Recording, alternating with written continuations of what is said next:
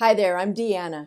What does a quote from a business book about corporate America that was written in the 80s, the 1980s, last century, what does it have to do with a feeling of progress when you're learning to play the trumpet or actually any musical instrument for that matter? Well, have you ever felt frustrated with your apparent lack of quick progress while learning to play your instrument? If you said yes, then this quote that I'll be sharing may be a key to opening your eyes, your ears, and your mind to a new way to look at progress when you're learning your instrument. If you want to know what that perspective is, then keep watching because it's an idea that I'm excited to share with you because it's been helping me for decades. You see, after falling in love with the trumpet when I was young, my singular goal was to become the best player I could be. I had lofty goals. And in my 20s, I really wanted to play like Wynton Marsalis, who was only 5 years older than me, yet playing some amazing stuff. I wanted to be able to do what he could do on the trumpet. And not just him, many, many others as well. Around the same time, I was being challenged by the band and quintet music I was playing, the solos my teacher had me working on, and the studies, all the while trying to learn my scales and play higher, play faster. You know what I mean. All those challenges.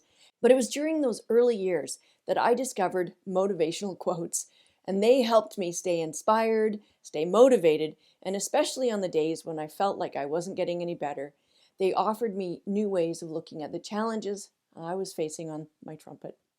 One really difficult piece I was playing just had my fingers in a knot. It's that crazy. The piece is called Rustique, and it's for the trumpet and piano, and it's by Eugene Bauza. Among other things, its wild ending really illustrates how relevant this quote is to musicians. It's full of odd intervals, twists and turns. It's weird under the fingers. And as I try playing those bars now, I'm reminded about how challenging it was then.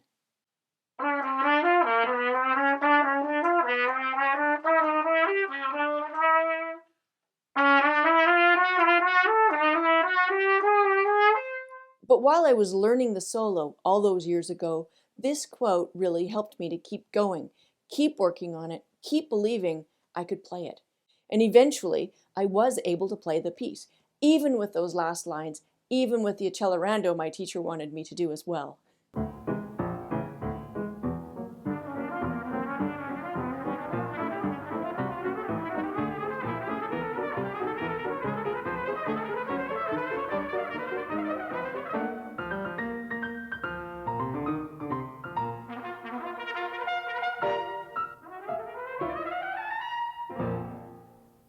Today, well, as you could hear earlier, I can't play like that because of all of the years I took off of regular playing.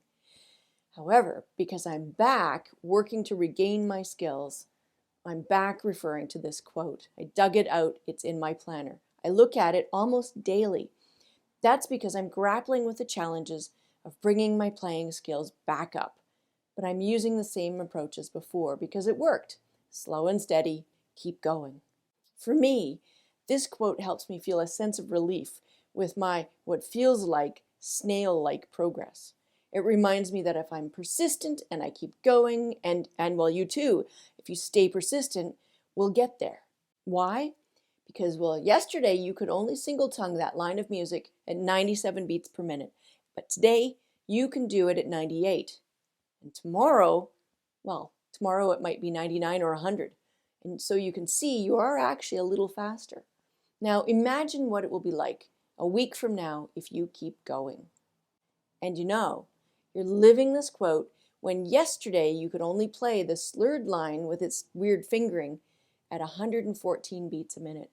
And today you can do it at 115. You know, you're living this quote when yesterday you could only play to the E at the top of the staff. And today you can play the F, mostly. But I heard you. I heard you hit the note. I did. And leading up to all of these, you've been living this quote. This is how we grow our skills, little by little, and having belief in ourselves and faith that all of those incremental improvements are actually moving the bar for us, that we are improving. The book this quote comes from is by Tom Peters and Nancy Austin, and it's called A Passion for Excellence. Isn't that a great title? And the two lines from it helped me before, and well, they're helping me again, to face the edge of my abilities and push that edge forward. These two lines can help you too. Advantage comes not from the spectacular or the technical. Advantage comes from a persistent seeking of the mundane edge. Now, I love the idea of the mundane edge. It's dull, it's boring, hardly anything, and yet in its subtlety, I find it incredibly powerful. By persistently seeking the mundane edge in a practice room, you'll be a little better today than you were yesterday, better than last week, better than last month, and most definitely better than last year. One thing to be aware of when we are persistently seeking that mundane edge to grow our abilities is we're going to struggle if we don't keep something important in mind while we're doing it. It has to do with what we need to do for our bodies while we're practicing it. And I talk about it in this video when I talk about how I approach the process of working on a tough line of music.